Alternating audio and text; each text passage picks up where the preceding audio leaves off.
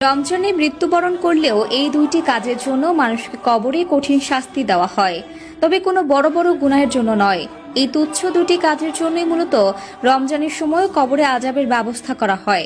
আমরা সকলে জানি রমজান মাসে আল্লাহ তাআলা কবরের আযাব মাফ করে দেন। তবে এমন কোন দুটি কাজ করলে রমজান মাসেও কবরের আযাব মাফ হবে না? আপনি নামাজ পড়েননি, আল্লাহ চাইলে মাফ করে দিবে। আপনি হয়তো রোজা রাখতে পারেননি, আল্লাহ চাইলে ক্ষমা করে দিবে। হজ করতে পারেননি, আল্লাহ চাইলে মাফ করে দিবে। তবে এমন দুটি কাজ আছে যে দুইটি কাজের জন্য মূলত কবরে কঠিন শাস্তির আয়োজন করা হয়। কবরে সওয়াল জবাবের পরে সর্বপ্রথম আপনাকে এই দুইটি কাজের জন্য শাস্তি ভোগ করতে হবে। এই দুইটি কাজ কি? অবশ্যই মুসলিম হিসেবে আমাদের জানা উচিত এবং নিজে জানার পাশাপাশি অন্য মুসলিম ভাই ও বোনদের জানানোর দায়িত্ব আপনারই। তাই অবশ্যই ভিডিওটি শেয়ার করে পৌঁছে দিবেন সকলের কাছে। আপনার একটিমাত্র শেয়ারের কারণে তারাও জানতে পারবে এই কঠিন দুইটি শাস্তির ব্যাপারে। প্রিয় দর্শক, আপনি যদি মুসলিম হয়ে নিজেকে সৌভাগ্যবান বলে মনে করেন, তাহলে আল্লাহর শুকরিয়া আদায় করে কমেন্টে একবার আলহামদুলিল্লাহ লিখতে ভুলবেন না।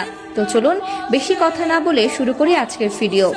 হাদিসে রাসূলুল্লাহ সাল্লাল্লাহু আলাইহি ওয়াসাল্লাম আরো বলেন, যে দুইটি কারণে তাদের কবরের আযাব দেওয়া হবে তা থেকে মুক্ত থাকা তাদের জন্য কঠিন কিছুই ছিল না। অন্যদিকে এই দুটি কাজ মুসলমানদের জন্য অত্যন্ত গুরুত্বপূর্ণ বিষয় এবং এই দুটি বিষয় জানার পরে অমান্য করা মানে সরাসরি আল্লাহর সাথে নাফরমানি করা।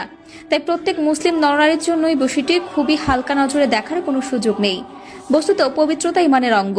মুমিন ব্যক্তিরা সবসময় পবিত্র পরিচ্ছন্ন থাকে। এক্ষেত্রে মুমিন ব্যক্তি সর্বোচ্চ চেষ্টা করে যাতে এই দুটি ভুল তাদের দ্বারা সংঘটিত না হয়। এটা কঠিন কোনো কাজ নয়। পবিত্রতা অর্জনের ক্ষেত্রে উদাসীনতা একদমই অনুচিত। এর পরিণতি কতটা ভয়ঙ্কর ও কষ্টদায়ক উপরোক্ত হাদিস থেকে বোঝা যায়। এ বিষয়ে অবহেলা করা কোনোভাবেই উচিত নয়। 1 নম্বরে যে কাজের জন্য কবরের শাস্তি দেওয়া হবে তা হলো প্রস্রাব করে পানি না নিলে। এই বিষয়টিকে অনেকেই তুচ্ছ মনে করেন, অবহেলা করে, কিন্তু মনে রাখতে হবে পবিত্রতা ইমানের অঙ্গ। আপনার ইমান ঠিক রাখতে হলে সর্বপ্রথম আপনাকে পবিত্র হতে হবে। অপবিত্র অবস্থায় আল্লাহর ইবাদত সহ অন্য কোনো আমল কবুল হবে না। যারা প্রস্রাব করে পানি ব্যবহার না করে তাদের জন্য কবরে কঠিন থেকে কঠিনতর শাস্তি অপেক্ষা করছে। এ বিষয়ে সকল মুসলিমের সতর্কতা অবলম্বন করা উচিত। 2 নম্বরে যে বিষয়টি সম্পর্কে বলা হয়েছে তা হলো অন্যের নামে গীবত করা।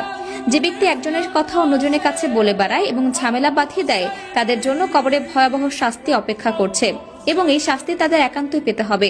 এর থেকে বেঁচে ফেরার কোনো সুযোগ নেই। এখনকার দিনে দেখা যায় একজন আরেকজনের কথা অন্য জায়গায় বলে ঝামেলা বাঁধিয়ে দেওয়া, তাদের সম্পর্ক নষ্ট করে দেওয়া খুবই সাধারণ বিষয় হয়ে দাঁড়িয়েছে এবং কুটনামি করে শয়তানকে সাহায্য করার শাস্তি ভোগ করতেই হবে। হাদিসে এসেছে চুগলখোর জান্নাতে যেতে পারবে না। হযরত ইবনে আব্বাস রাদিয়াল্লাহু তাআলা আনহু বর্ণনা করেন, রাসূলুল্লাহ সাল্লাল্লাহু আলাইহি ওয়াসাল্লাম একদিন মদিনার একটি খেজুর বাগান দিয়ে যাচ্ছিলেন। সেখানে তিনি 2 ব্যক্তির আহাজারি শুনতে পেলেন। তখন তাদেরকে কবরের শাস্তি দেওয়া হচ্ছিল। প্রিয় নবী সাল্লাল্লাহু আলাইহি ওয়াসাল্লাম বললেন, এই দুজনকে বড় কোনো কারণে আযাব দেওয়া হচ্ছে না। অবশ্যই এগুলো কবিরা গুনাহ। তাদের একজন পেশাব করে পবিত্রতা অর্জন করত না আর অন্যজন চগলখড়ি করে বেড়াতো। তা দর্শক, আজ এ পর্যন্তই। আবারও আসবো নতুন নতুন সব তথ্য নিয়ে। সে পর্যন্ত সবাই ভালো থাকুন, সুস্থ থাকুন।